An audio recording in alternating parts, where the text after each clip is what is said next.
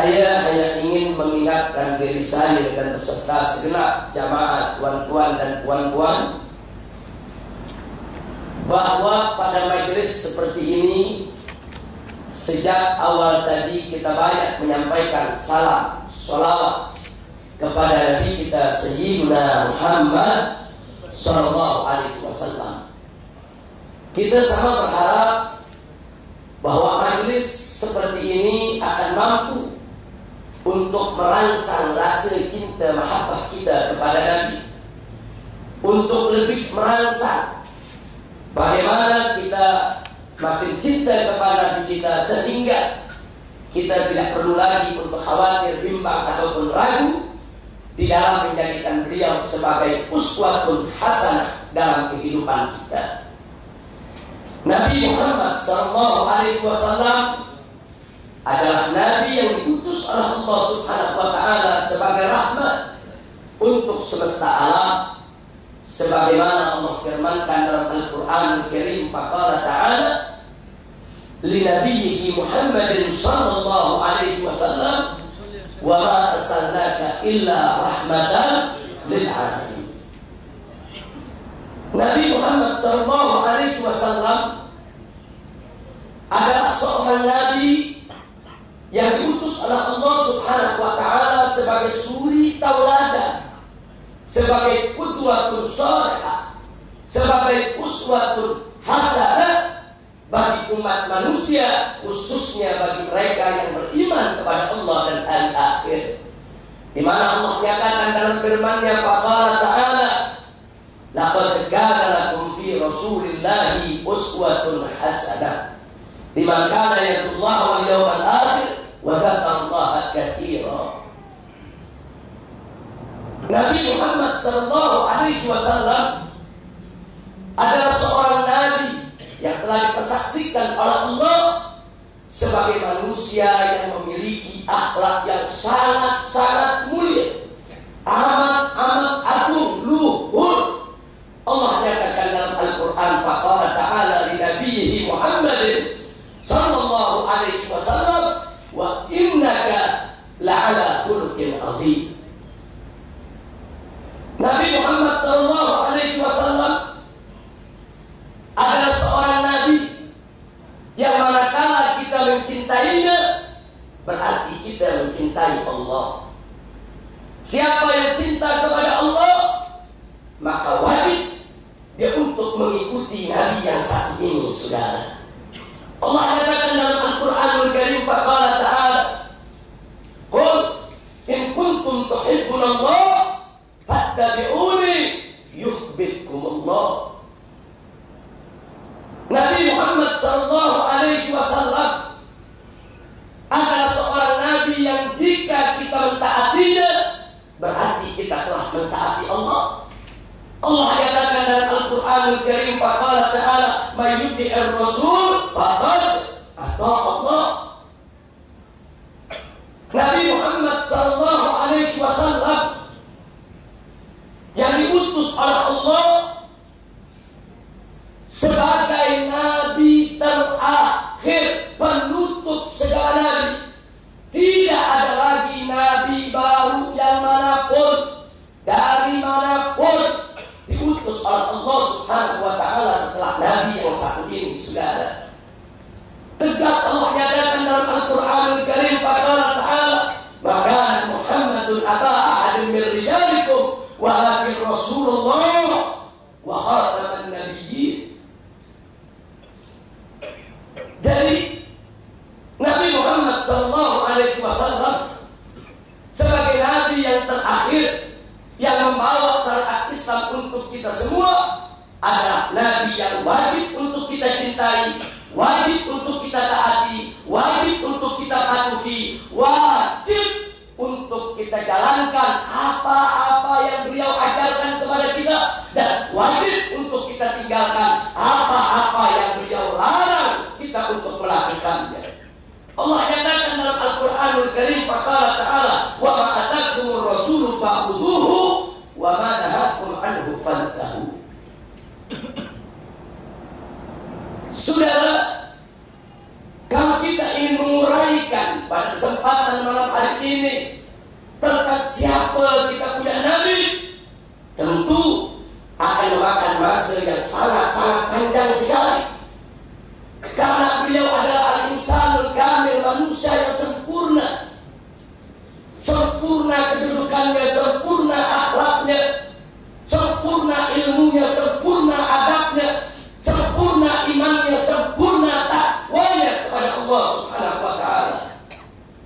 Karenanya, kalau kita ingin menguraikan satu persatu bagaimana kesempurnaan akhlak Nabi, 1 jam kita berkata tidak akan cukup. Sehari penuh kita uraikan, tidak akan pernah tuntas. Bahkan seumur hidup kita sekalipun untuk menguraikan kesempurnaan akhlak Nabi, maka tidak akan pernah ada habisnya, ibadallah. Oleh karena itu, betapa indahnya tatkala Sayyidatina Aisyah radhiyallahu ta'ala anha ditanya tentang kesempurnaan akhlak Nabi. Beliau ditanya, "Ya ummul mukminin, wahai ibunya orang yang beriman, kaifa kana khuluqun Nabi sallallahu alaihi wasallam?" Bagaimana sebetulnya dulu akhlak Nabi? Apa dijawab oleh Sayyidatina Aisyah radhiyallahu ta'ala anha? Beliau menjawab dengan jawaban yang singkat, padat, ringkas, jelas, menunjukkan bahwa beliau memang seorang perempuan yang cerdas, yang layak patut pantas menjadi istri dari Nabi kita Sayyidina Muhammad sallallahu alaihi wasallam. Beliau jawab, "Kana khuluquhul Qur'an." Akhlak Nabi adalah Al-Qur'an. Itu saja dijawab oleh Sayyidatina Aisyah. Jawaban yang singkat tapi padat, ringkas tapi jelas. Manakala Sayyidatina Aisyah radhiyallahu ta'ala anha mengatakan bahwa akhlak Nabi adalah Al-Qur'an, maknanya bahwa apa-apa yang Nabi ucapkan, yang Nabi perbuat, yang Nabi lakukan di seluruh kehidupannya, tidak lain dan tidak bukan adalah merupakan penjabaran, pengejuantahan, pengamalan, pelaksanaan daripada isi kandungan Al-Qur'anul Karim. Al-Quran mewajibkan apa-apa kewajiban, tidak ada satupun kewajiban yang ditinggalkan ataupun dilalaikan oleh Nabi kita Muhammad sallallahu alaihi wasallam. Bahkan Nabi merupakan orang yang pertama melakukannya sebelum umatnya yang melakukan segala. Sebelum Nabi mengajak orang berakhlak mulia, beliau sudah tampil sebagai orang yang berakhlak mulia. Sebelum Nabi memerintahkan kepada para sahabatnya untuk melakukan berangkat kewajiban, Nabi sudah terlebih dahulu untuk menegakkan kewajiban tersebut. Dan apa-apa yang diharamkan oleh Allah dalam Al-Quranul Karim, tak satu pun kemungkaran kemaksiatan yang dilakukan oleh Nabi. Jangankan untuk melakukan kemaksiatan dan kemungkaran, terlintas di benak Nabi, terlintas di pikiran Nabi untuk melakukan maksiat, tidak pernah terjadi seumur hidupnya sudah. Jadi bagaimana Al-Quran itu membimbing, begitulah akhlak Nabi kita. Kemana Al-Quran itu menuntun, kesana Nabi kita beramal. Dialah Nabi kita tercinta Sayyidina Muhammad sallallahu alaihi wasallam. Namun saudara, sungguh pun kita yakini kesempurnaan Nabi kita Sayyidina Muhammad sallallahu alaihi wasallam, tapi tetap saja semenjak beliau diputus menjadi Nabi sampai hari ini masih banyak musuh-musuh Allah yang selalu berupaya untuk merendahkan Nabi, memfitnah Nabi, menghina Nabi dengan berbagai macam cara. Kalau dulu di zaman Nabi, orang-orang kafir mengatakan kepada Nabi, "Anta sahir majnun, engkau bukan sihir dan sudah gila," dan Muhammad sebagai upaya untuk menghina Nabi, merendahkan Nabi, menistakan Nabi. Tapi di zaman sekarang ini mereka mulai mencari cara-cara baru bagaimana untuk merendahkan Nabi kita Sayyidina Muhammad sallallahu alaihi wasallam. Salah satunya, saya sedih di berbagai negeri-negeri Islam, di Indonesia, di Malaysia, di mana-mana negeri, masih ada orang-orang awam yang tidak mengerti sejarah Nabi, yang tidak terlalu paham soal agama. Manakala ditanya, kenapa Nabi diutus oleh Allah di tengah bangsa Arab? Apa mereka jawab?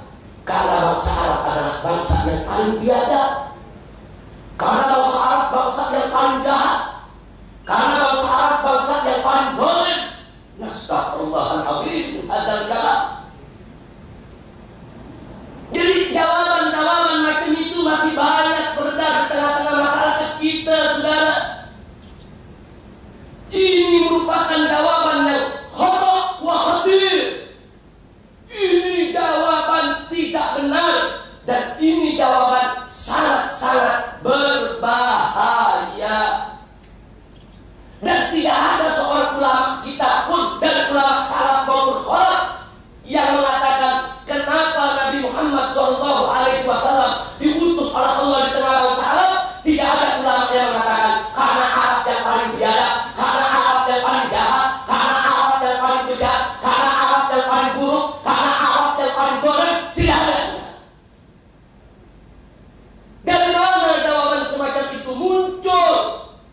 Dari kalangan mustasyriqun, dari kalangan kaum orientalis yang pura-pura mempelajari Islam, saudara, mencoba mengorek-orek, mencari-cari kesalahan Nabi, tidak dapat.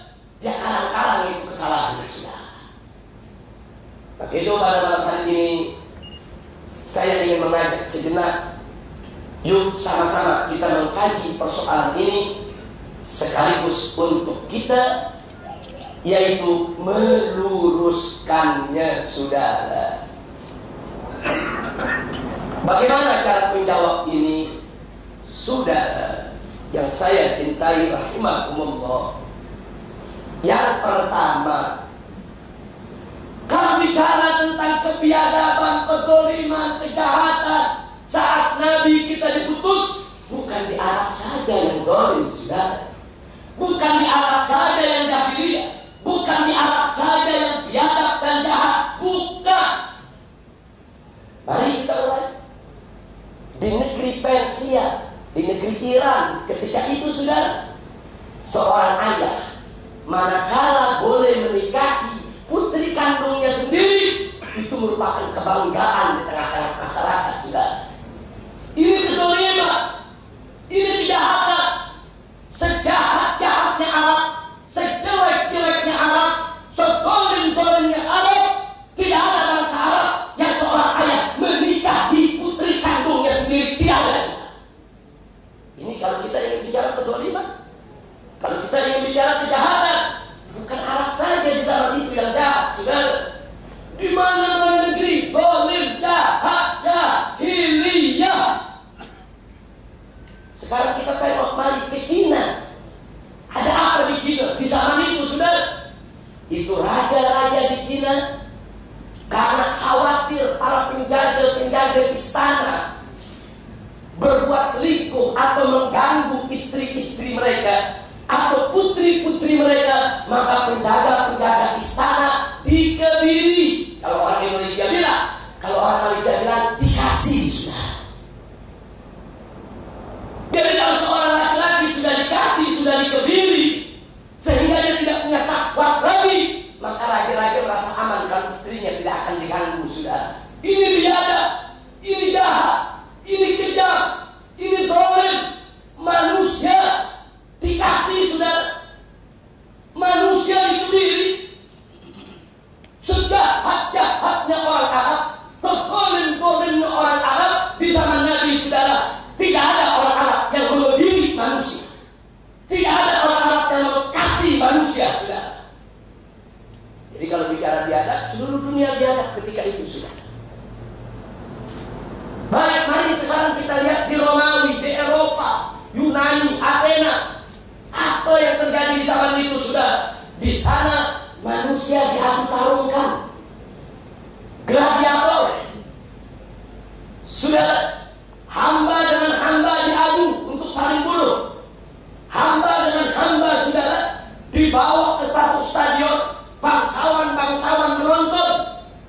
begitu satu hamba dibunuh, mati seorang abid, sudah seorang hamba sahaya, maka anak-anak bangsawan, orang-orang kaya yang menonton akan bertepuk tangan, senang melihat manusia bunuh manusia. Tidak sampai di situ, bahkan orang-orang kaya ketika itu, putra-putra mereka pada saat melatih diri bagaimana untuk bisa memanah dengan baik, hamba-hamba sahaya dijadikan sasaran, saudara. Hamba sahaya diminta untuk lari, kemudian anak-anak orang kaya dengan berkuda mereka kejar hamba sahaya itu, dipanai sampai mati, saudara. Sejahat-jahatnya orang Arab, sejelek-jeleknya orang Arab, tidak ada hamba sahaya diadu taruh, dijadikan sebagai sasaran empuk untuk latihan memanah, tidak ada. Baik, sekarang kita lihat di Afrika. Di zaman itu sudah ada apa di Afrika? Manusia masih makan daging manusia. Jangankan kita cerita di Afrika, di Indonesia, di beberapa tempat bagian pedalaman, pegunungan, sudah masih dijumpai manusia makan daging manusia di zaman sekarang ini, sudah. Ini juga kezaliman, ini jahiliyah, ini kejahatan, ini kebiadaban. Sejelek-jeleknya orang Arab, sejahat-jahatnya orang Arab, tidak ada orang Arab manusia makan daging manusia. Nah, jadi artinya saya hanya ingin menekankan betul Nabi diutus oleh Allah ke atas muka bumi karena bumi sudah jahiliyah, seluruh dunia sudah banyak kebiadaban, kezaliman, itu benar, saudara.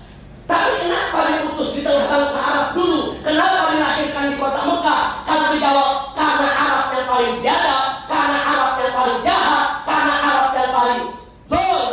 Burhanakum in kuntum shadiqin. Tunjukkan dulu bukti. Enggak boleh kita seenaknya untuk mengambil satu kesimpulan, sudah. Kumpulkan dulu bukti-bukti kezaliman di zaman itu, baru kita membuat analisa, kita membuat komparasi, kita membuat perbandingan. Baru kita boleh untuk mengambil kesimpulan, sudah. Menjadi tidak ilmiah kalau seseorang seenaknya mengatakan Arab yang paling zalim tanpa bukti, Arab yang paling jahat tanpa dalil, Arab yang paling biadab tanpa argumentasi yang bisa dipertanggungjawabkan. Nah, ini yang ingin kita luruskan, sudah. Ya, bangsa Arab memang biadab, betul, betul.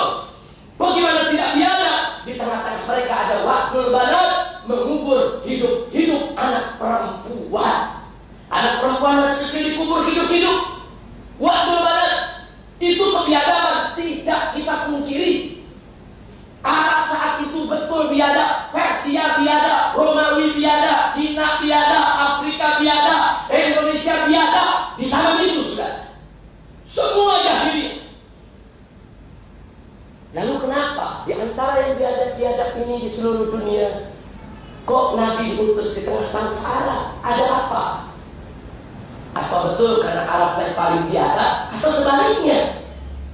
Jangan-jangan justru Arab memiliki suatu rahasia yang harus kita teliti dan kita cermati, saudara. Tidak dengan mudah untuk kita menuduh Arab yang paling biadab. Itu yang pertama yang mesti kita tekankan. Dari kebiadaban bukan hanya milik bangsa Arab, seluruh bangsa ketika itu biadab, saudara. Jahiliyah alamiyah. Yang kedua, tolong dicatat, bangsa Arab dengan tradisi waktul banat memang biadab, tapi jangan ada yang berpikir kalau semua orang Arab mengubur hidup anak perempuannya. Tidak, saudara. Hanya segelintir anggota masyarakat yang mengubur hidup-hidup anak perempuannya. Andai kata semua bangsa Arab mengubur hidup-hidup anak perempuannya, bagaimana boleh Nabi bisa ada di sana, sahabat bisa ada di sana. Nabi punya ibu, ibunya perempuan, kok dari kecil nggak dibunuh itu ibu, saudara. Para sahabat Nabi yang jumlahnya puluhan ribu, ratusan ribu, mereka juga semua punya ibu, saudara. Ibu-ibu mereka pernah kecil, kok ibu-ibu mereka dulu tidak dibunuh ketika kecil, saudara. Orang-orang kafir Quraisy yang memusuhi Nabi, bangsa Arab yang memusuhi Nabi, mereka juga punya ibu. Ibu-ibu mereka pernah kecil, kok ibu mereka dulu tidak dibunuh oleh ayah mereka untuk dikubur hidup-hidup, saudara. Nah, Jadi jangan kita terpancing dengan pemikiran orientalis, pemikiran orang-orang Barat yang ingin memfitnah Islam, memfitnah Nabi, dan ingin merusak sejarah Nabi kita Sayyidina Muhammad Sallallahu Alaihi Wasallam. Betul, ada sebagian orang Arab kalau punya anak perempuan dia tidak suka, dia kubur hidup-hidup anak perempuannya. Tapi tidak semua orang Arab, sudah. Bahkan kebanyakan bangsa Arab dia tidak mengubur hidup-hidup anak perempuannya. Tapi tetap saja bangsa Arab disebut biadab, sebab walaupun mereka tidak mengubur hidup-hidup anak perempuan mereka, tapi kalau ada anggota masyarakat yang mengubur hidup-hidup anak perempuannya, mereka anggap itu bukan kejahatan, mereka anggap itu bukan kriminal, mereka anggap itu bukan satu kezaliman, mereka anggap itu tradisi adat istiadat yang mesti dihormati dan dihargai. Disinilah kebiadaban bangsa Arab, saudara. Itulah sebabnya Nabi diputus oleh Allah, baik di tengah bangsa Arab maupun ke tengah seluruh umat manusia, untuk menghapuskan segala kezaliman, menghapuskan segala kebiadaban, menghapuskan segala ketidakadilan, menghapuskan segala bentuk kejahatan, penindasan.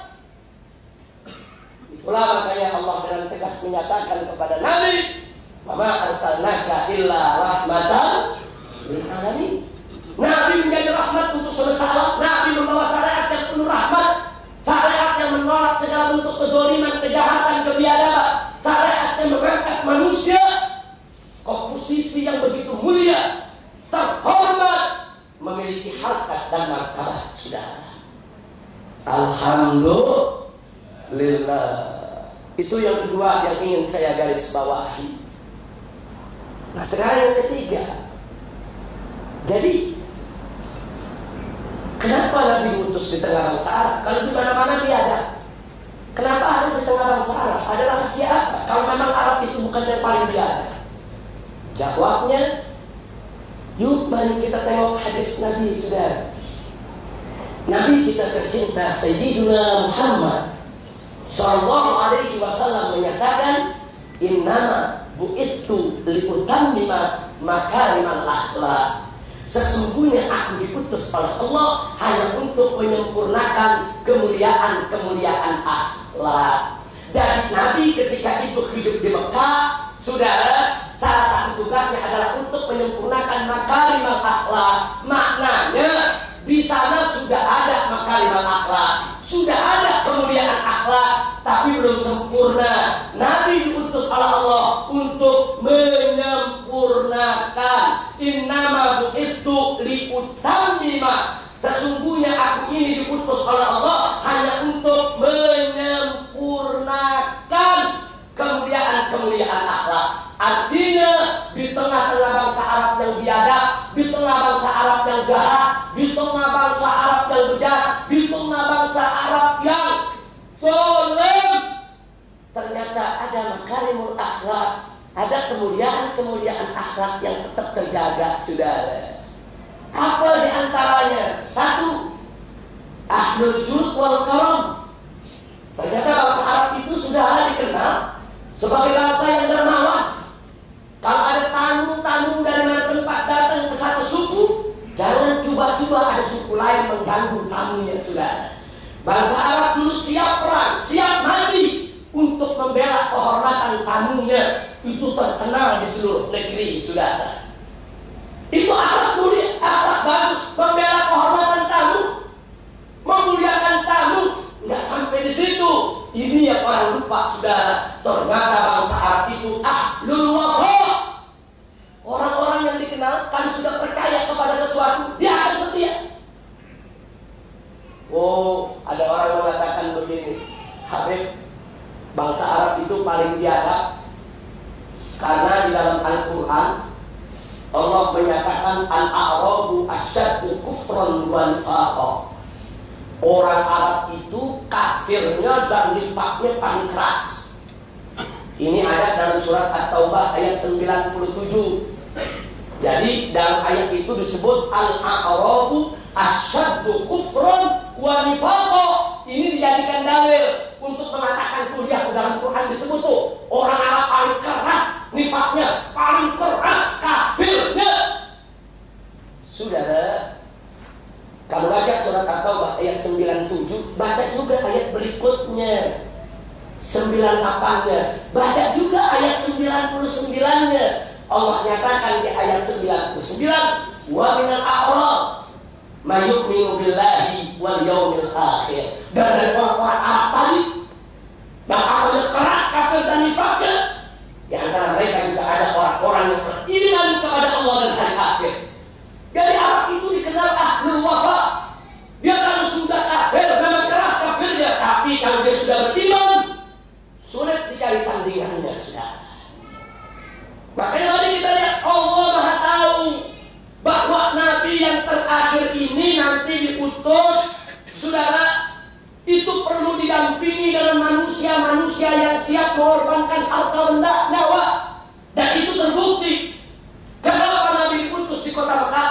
Kenapa Nabi hijrah ke Madinah? Karena di kota Mekah dan juga di Madinah Allah sudah siapkan manusia-manusia ciptaan Allah yang di kemudian hari akan menjadi muhajirin, ansor, yang cinta kepada Allah, cinta kepada Rasulnya, mengorbankan harta benda, mengorbankan jiwa raga untuk Allah dan Rasulnya, sudah.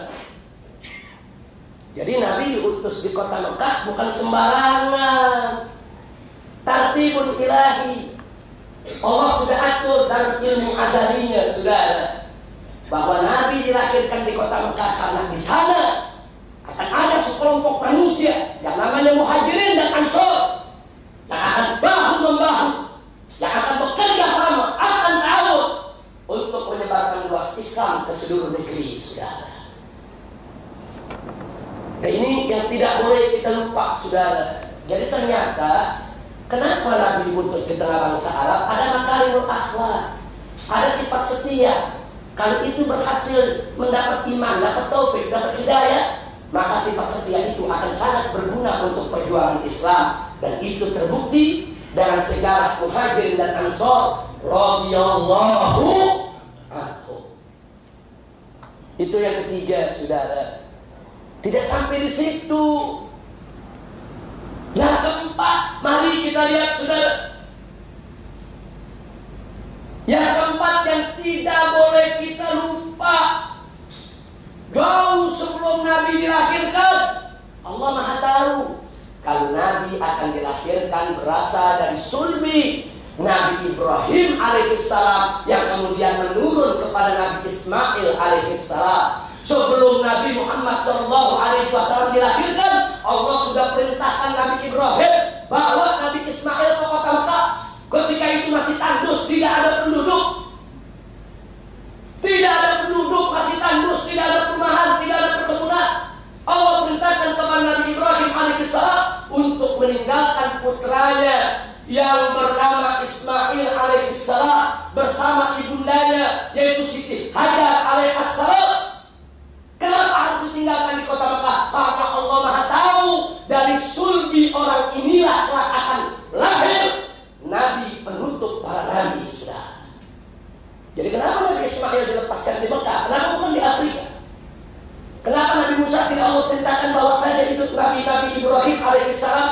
Kenapa Allah tidak perintahkan bawa aja itu Ismail, lepas saja di India, lepas saja di Cina, lepas saja di Romawi? Tidak. Allah perintahkan lepaskan di Mekah, sudah. Ada apa? Ada tartibun ilahi. Ini bukan peristiwa kebenaran, ini bukan peristiwa kebetulan, peristiwa yang sudah diatur sedemikian rupa oleh kekuasaan Allah Subhanahu wa ta'ala. Itu yang keempat, saudara. Yang kelima, jangan lupa bahwa di kota Mekah itulah Allah perintahkan Nabi Ibrahim dan Nabi Ismail untuk mendirikan Al-Ka'bah yang Allah nyatakan dalam Al-Quran, awwal baitin wudi'a lin-nas. Rumah Allah pertama yang diletakkan dibangun untuk umat manusia. Jadi sebelum Nabi Muhammad lahir di kota Mekah, Allah sudah siapkan, saudara. Datuknya Nabi Ismail ada di sana, Ka'bah didirikan di sana. Ini semua merupakan persiapan untuk menyambut Nabi akhir zaman, saudara. Jadi bukan sembarangan. Bukan Nabi itu diutus di kota Mekah. Oh, ini karena banyak yang zalim. Oh, ini dunia zalim semua. Yang paling zalim di sini, ya udah Nabi ditaruh situ aja. Enggak begitu, saudara. Allah sudah atur dari jauh-jauh hari, tartibun ilahi. Baik, yang selanjutnya tidak sampai di situ, saudara. Di sana itu ada dua kekuatan dunia yang tidak pernah damai, selalu bertempur, menguasai semua wilayah di Timur Tengah. Kekaisaran Romawi dan Kekaisaran Persia. Hampir tidak ada sejengkal pun tanah di Afrika dan di Jazirah Arabia kecuali dikuasai oleh Kekaisaran Romawi atau dikuasai oleh Kekaisaran Persia. Tapi menarik, ada satu tempat yang Kaisar Persia nggak mau ambil, yang Kaisar Romawi nggak mau ambil. Tempat yang mana? Itulah Mekah, sudah. Persia tidak mau ambil. Mekah dianggap ini gurun, tandus, tidak ada hasil, tidak ada manfaat. Kaisar Persia tidak mau ambil. Begitu juga Kaisar Romawi, sehingga kota Mekah dan sekitarnya di zaman itu terlepas dari kekuatan politik, saudara. Tidak ada kekuatan politik yang berkuasa. Yang ada adalah kekuatan family, kekuatan kekeluargaan. Bani Hashim punya pemimpin Abdul Muthalib. Bani Abdul Muthalib juga punya pemimpin dari tokoh family-nya, saudara. Masing-masing suku di sana kabilah semua punya pemimpin masing-masing. Segala sesuatu mereka selesaikan dengan jalan musyawarah antara kepala-kepala keluarga, kepala-kepala family yang ada, saudara. Tidak ada raja, tidak ada kekuatan politik yang berkuasa di sana. Berbeza dengan di Persia. Ada kerajaan, ada kekaisaran. Bahkan ada anak kaisar ingin jadi kaisar, dibunuh ayahnya. Terjadi pergulatan politik, saling bunuh, saling menjatuhkan untuk merebut kekuasaan. Dan itu tidak terjadi di kota Mekah, saudara. Lalu apa manfaatnya? Apa hikmahnya? Hikmahnya, saudara, andai kata Nabi Muhammad SAW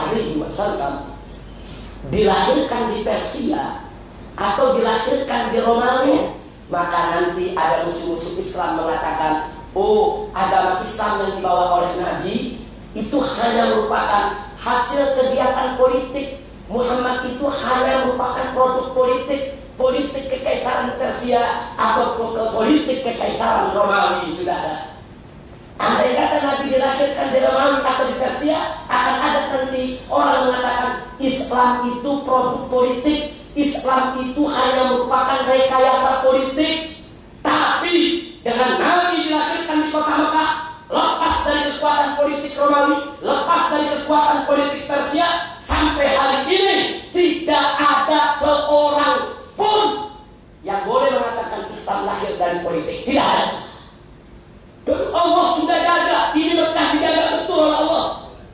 Dari kekuasaan politik yang ada, kenapa Allah jaga? Karena disitulah akan ada Nabi terakhir Allah utus, saudara. Yang berikutnya, ketika di zaman Nabi terjadi pertarungan filsafat Yunan, filsafat Athena, di mana dunia, saudara. Ada pertarungan filsafat. Andai kata Nabi kita dilahirkan di Romawi atau di Persia, orang nanti akan mengatakan Islam itu hasil filsafatnya Muhammad. Muhammad itu belajar filsafat dengan Aristoteles, dengan Platon atau pengikutnya. Ini berbahaya, saudara. Ini sangat berbahaya. Itulah sebabnya Allah utus Nabi di kota Mekah, sehingga sampai hari ini tidak ada seorang pun yang boleh mengatakan Islam lahir dari filsafat. Tidak ada bukti, saudara. Alhamdulillah. Jadi hal-hal ini sengaja saya sampaikan, walaupun saya tidak akan sampaikan secara detail semua perkara, saudara, karena akan sangat panjang sekali, memerlukan waktu yang juga sangat panjang. Karena itu saya hanya ingin ingatkan sekali lagi. Jadi kenapa Nabi diutus di kota Mekah? Bukan karena Arab paling zalim, bukan.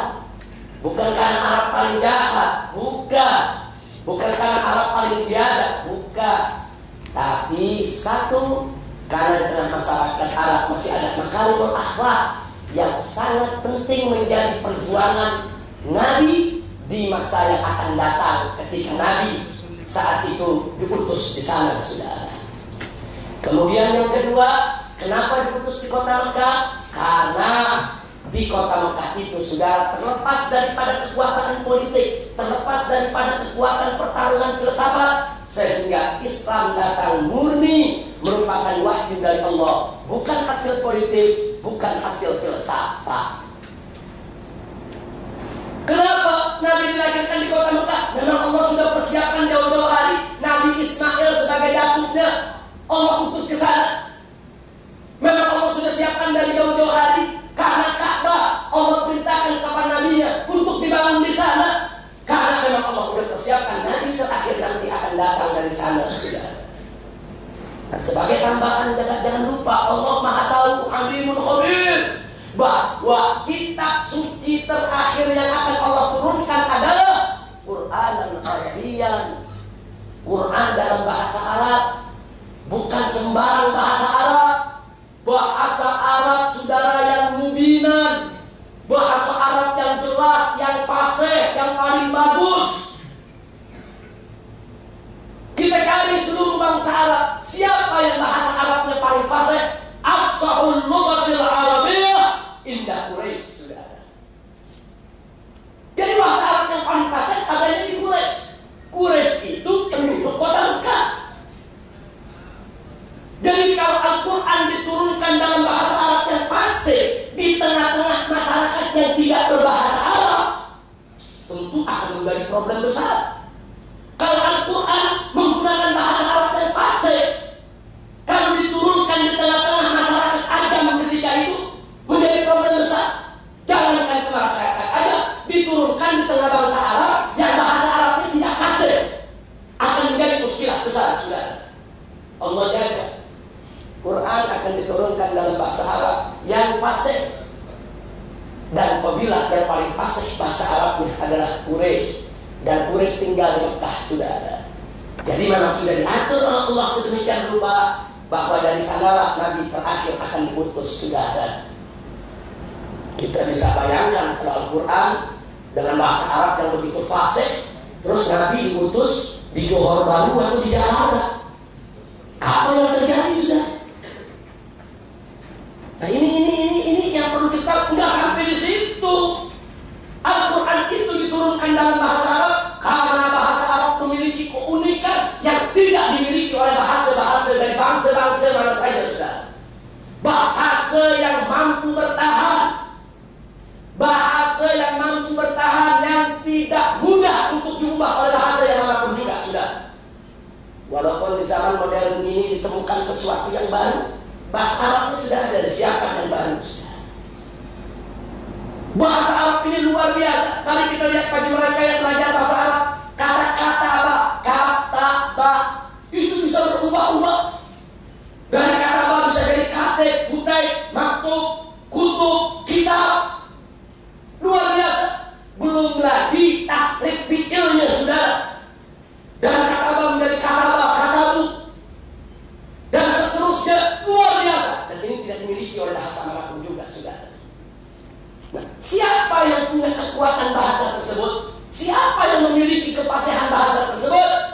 Adanya di Quraisy. Quraisy itu ada di kota Mekah, saudara. Nah, ini yang saya mau sampaikan. Kalau kita mulai lagi, masih banyak lagi, saudara, rahasia-rahasia yang ada. Kenapa Nabi diutus di tengah bangsa Arab? Tapi yang jelas malam ini tujuan saya hanya ingin menafi, tidak benar kalau Nabi diutus di tengah bangsa Arab karena Arab kan jahat, Arab kan buruk, Arab kan biadab, Arab paling yaitu yang paling banyak melakukan pemungkaran, kemaksiatan. Tidak benar. Bicara zalim seluruh dunia saat itu zalim, sudah. Tapi kenapa harus di tengah bangsa Arab?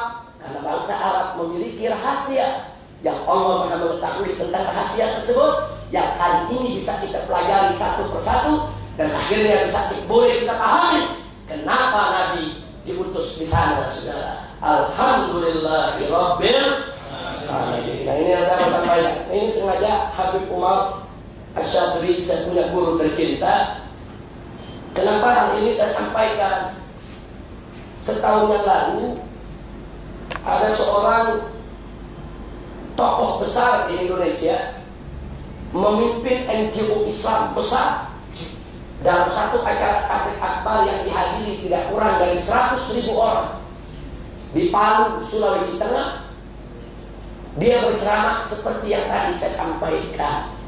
Saudara, kenapa Nabi itu diutus ke tanah bangsa Arab? Karena Arab paling biadab, karena Arab paling dolim, paling jahat.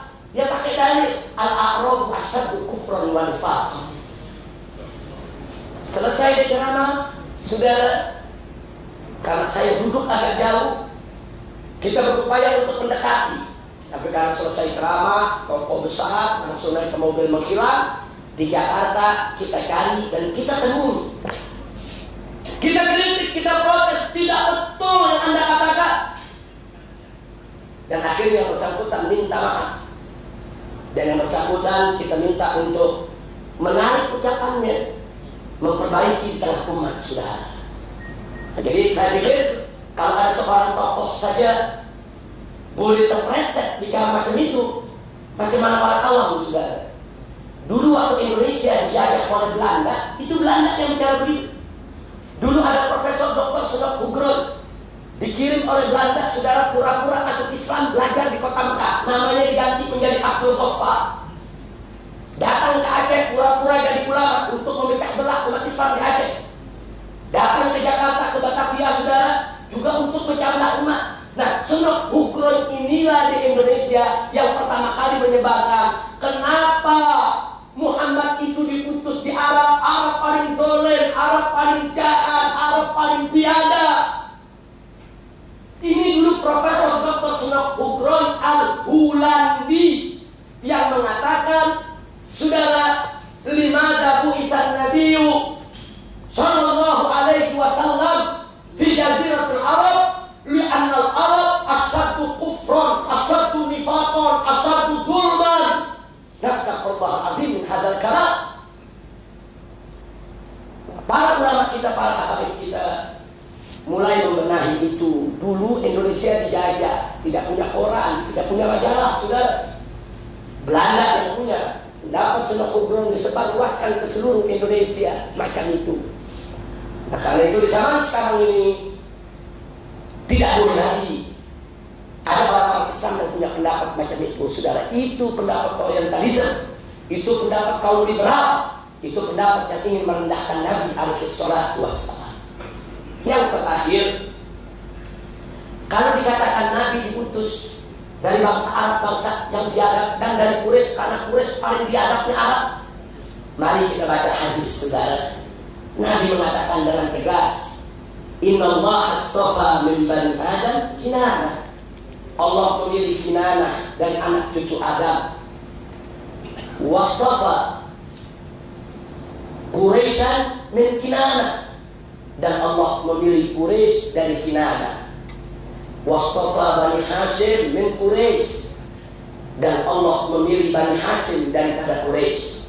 Wastafani, kata Nabi, min Bani Hashim, dan Allah memilihku daripada Bani Hashim. Berdasarkan hadis ini, Nabi yang mengatakan dari seluruh anak cucu Adam yang terpilih adalah Kinana, dan seluruh anak cucu Kinana yang dipilih Allah adalah Quraisy, dan seluruh anak cucu Quraisy yang dipilih Allah adalah Bani Hashim, dan seluruh anak cucu Bani Hashim yang dipilih Allah adalah Nabi kita Muhammad sallallahu alaihi wasallam. Berarti Nabi kita adalah manusia pilihan, dari bani pilihan, dari suku pilihan, bukan dari yang biadab, sudah. Nabi yang mengatakan Quraisy itu bangsa pilihan, orientalis mengatakan Quraisy itu bangsa paling biadab. Kita tinggal pilih mau ikut orang barat yang kafir atau mau ikut hadis Nabi, sudah. Nah, ini yang mesti kita ingat. Jadi jangan sampai kita tertipu dengan pendapat-pendapat macam itu. Dan maaf, Pendapat macam ini banyak disebar di kampus-kampus, university di Indonesia. Dengan alasan ini kajian akademik, ini kajian ilmiah. Kenapa Muhammad itu diutus di tengah bangsa Arab? Mereka buat analisa, mereka buat hipotesa, seolah-olah itu akademik ilmiah, dan mereka akan jadikan itu sebagai hasil tesis, hasil penelitian atau disertasi, saudara. Padahal argumentasi mereka rapuh, argumentasi mereka lemah, argumentasi mereka tidak berharga. Kami sedang melakukan perlawanan dalam pemikiran-pemikiran yang sesat dan menyesatkan macam ini, saudara. Nah, itu yang ingin saya sampaikan pada kesempatan malam hari ini. Maka itu bersyukurlah semua yang hadir di sini punya guru-guru yang begitu bagus, yang berakidahkan Ahlus Sunnah wal Jamaah. Di sini ada Habib Umar Syadili, di sini ada Tuan Guru Fadli Yaman, di sini juga ada tuan-tuan guru yang lainnya yang hadir al-akidah Ahlus Sunnah wal Jamaah, yang tidak mereka beralih daripada akidah Ahlus Sunnah wal Jamaah. Pegang kuat-kuat akidah Ahlus Sunnah wal Jamaah, belajar betul yang dikatakan tadi barusan oleh tuan guru kita Fadli Yaman. Tadi beliau katakan, jangan ambil ilmu di tepi jalan, jangan ambil ilmu dari sembarang orang, ambil ilmu dari orang yang jelas akhlaknya, jelas ilmunya, jelas akidahnya, jelas siapa dan dari mana sumbernya, sudah. Kalau kita tidak mau tersesat jalan, mudah-mudahan guru-guru kita di sini semua senantiasa diberkahi Allah Subhanahu wa taala, dan mudah-mudahan apa yang saya sampaikan ini mudah-mudahan bisa menjadi penambah wacana kita, membuka wawasan kita untuk ke depan kita bisa lebih hati-hati lagi di dalam menyerap segala pemikiran yang bisa merusak daripada akidah kita. Mudah-mudahan apa-apa yang benar yang saya sampaikan tentunya itu semata-mata hanya dari Allah Subhanahu wa taala, dan apa-apa yang tidak benar itu merupakan dari kelemahan saya dan hanya dari godaan setan dan hawa nafsu belaka. Mudah-mudahan Allah mengampuni kita semua. Nah, itu saja yang bisa saya sampaikan pada kesempatan malam hari ini.